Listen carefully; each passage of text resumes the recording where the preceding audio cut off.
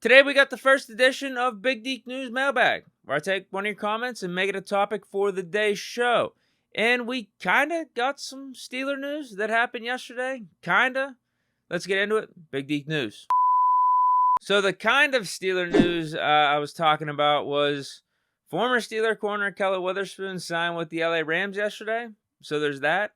I don't really know what I could add to that outside of everything I already talked about when the Steelers initially released Ahkello. It's just that it didn't work out the way we planned. We had high hopes for Ahkello after his 2021 season. Those last 5 or 6 games, he had 3 picks. Was looking like a CB1.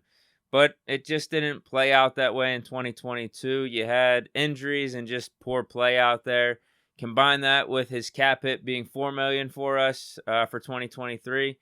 Just didn't seem like a fit. Plus all those young corners that we brought in. And yeah, the Steelers eventually released him. And I think he found a good landing spot with the Rams, though. You look at their cornerback room. They just released Jalen Ramsey a couple months ago. Dude, they got a bunch of no-names here. Robert Rochelle, Kobe Durant. That's who they have listed as their 2 starting corners on ESPN's depth chart right now. They drafted Travius Hodges-Tomlinson. But outside of that, Ahkello Witherspoon might find himself in a starting role again with the LA Rams. Now, their defense is terrible. Outside of Aaron Donald, they have no one.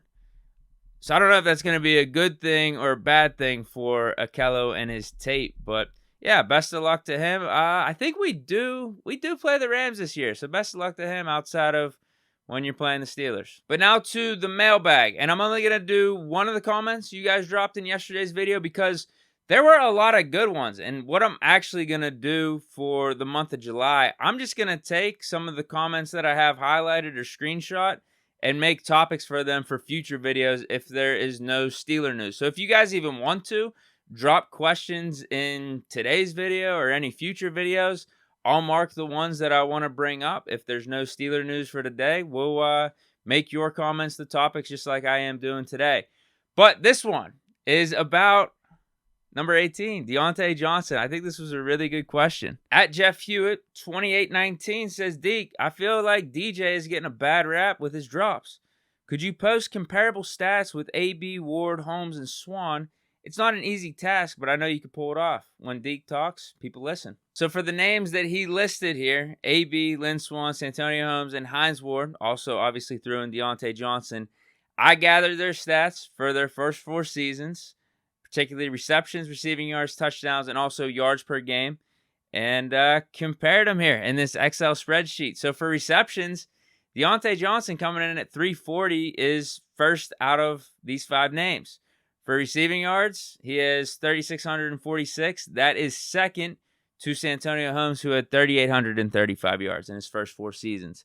Touchdowns, despite him having 0 in 2023, Diontae was tied for second out of this group with 20. First was Lynn Swan with 23. And then yards per game, he was third, 57. The guys ahead of him, Santonio was 63.9. Antonio Brown was 65.9. And as I was doing this exercise, I wanted to take it a step further because when I saw Holmes with over 3,800 yards, I was wondering, is he the guy with the most receiving yards in his first 4 seasons in Steelers history? How does Diontae stack up in these 4 categories all time? So you look at receiving yards, Diontae is 4th behind Mike Wallace, who's 1st, Santonio's 2, and then Juju is 3.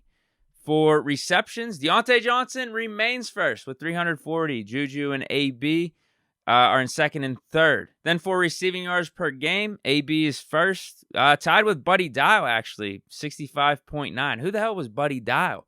Diontae, let's see. He is 1, 2, 3, 4, 5, 6, 7, 8, 9. He is 9th on receiving yards per game. And then finally, for touchdowns, Buddy Dial finds himself again in the mix and actually in first with 33. Diontae has 20, so he is tied for 1, 2, 3, 4, 5, 6, 7. He's tied for 8th with 20. And that's not bad considering he had 0 in 2023. If literally he just would have had 4 or 5, he would have been in that top 5. So Diontae's rankings amongst all Steelers receivers throughout their first 4 seasons is he's first in receptions still, 4th in receiving yards, tied for 8th in touchdowns, and then 9th in yards per game. Now, ultimately, though, what's the takeaway when you look at these stats and you see Diontae Johnson's name in the mix of some of these Steeler all-time great receivers? Because Diontae's there, man. Like, I just went over like where he ranks amongst these dudes in his first 4 seasons. I kind of have contrasting takes, actually. Are almost just like contrasting viewpoints. Like, from one side of it, dude, like, this is good. Like, Diontae is legitimately a good receiver. I think that's what these stats back up. But when you're talking about putting his name amongst these guys, this is when stats don't tell the whole story. Now, I can't speak for Hines Ward because I didn't really get to see his first 4 seasons. I more remember him with like Tommy Maddox and then with Big Ben. So I don't know. Maybe Diontae Johnson literally did have a better first 4 seasons than Hines Ward. And obviously, I didn't get to see Lynn Swann play in those first 4 seasons, but I know he won Super Bowls. The 2 guys I can speak on is in Santonio Holmes and Antonio Brown definitively. And Diontae Johnson, despite him having stats that are very comparable to those 2 guys, it's different, bro. It's just different. Like, Santonio, like, obviously the stats are pretty much better outside of receptions across the board than Diontae. But, again, you could see how they're in the same stratosphere. Antonio Brown, same thing. Like, Diontae has more touchdowns, has more receiving yards, has more receptions. AB has more yards per game, but they're there. They're in the same class if you're just literally looking at the stats. But again, that doesn't tell the whole story. I remember AB making big plays in the playoffs for that Green Bay Packers. Whenever we played the Green Bay Packers in 2010, 2011 in that Super Bowl, for that run, I remember AB making plays. I remember Santonio Holmes being an absolute playmaker in the playoffs for our Super Bowl run for Super Bowl 43. I mean, think of the game. He ended up winning Super Bowl MVP. I still think Big Ben got snubbed, but Santonio was awesome not only in that game, Chargers game, punt return taken to the house, Ravens game. I think he take like a little slant for like 50 or 60 to the house as well. Like, Santonio was a game changer. And it's just unfortunate with Diontae. Like, these stats are all well and good, but in big moments, we had that Chiefs playoff game.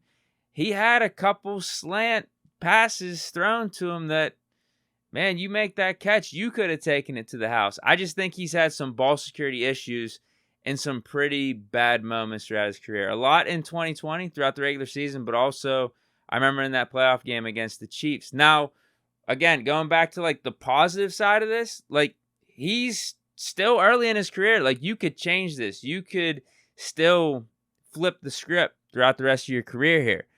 These guys, their careers are over with the Steelers. So, like, we know, like, what they are. Now, with Diontae Johnson, like, up to this point, I'm saying you're not in that class, despite what the stats are saying. But again, Diontae is still in his prime. He's got 2 years left on his contract here in Pittsburgh. And one could argue the teams that Diontae has been on since he came in the league weren't as good as those ones that Santonio was on or AB.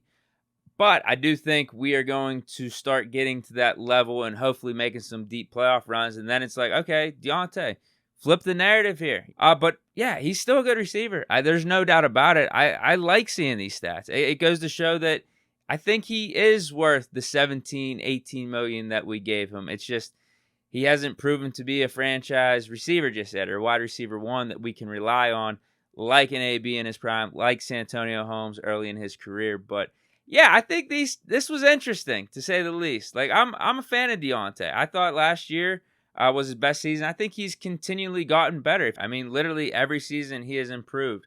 From his rookie year to his second year. Second year had some drops, but was doing some really good things in the receiving game.